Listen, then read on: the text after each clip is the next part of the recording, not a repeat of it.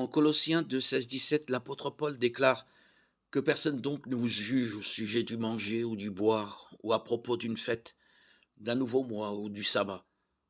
Tout cela n'était que l'ombre des choses à venir. Mais la réalité est en Christ. De même, Romains 14, 5 dit: l'un fait une différence entre les jours, un autre les estime tous égaux, que chacun ait dans son esprit une pleine conviction.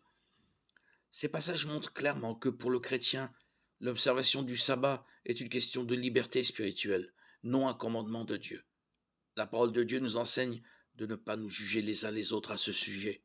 Chaque chrétien doit agir en fonction de sa propre conviction.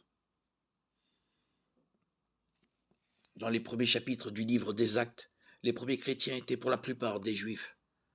Quand les non-juifs ont commencé à recevoir le don du salut en Jésus-Christ, les chrétiens d'origine juive se sont retrouvés confrontés à un dilemme.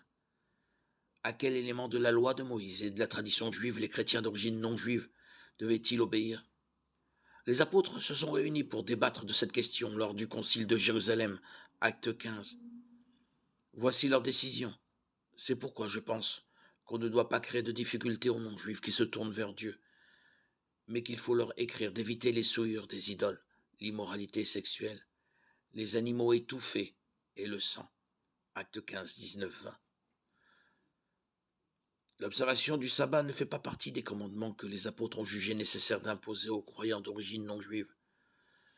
Il aurait été inconcevable que les apôtres ne mentionnent pas le sabbat si Dieu voulait que les chrétiens l'observent.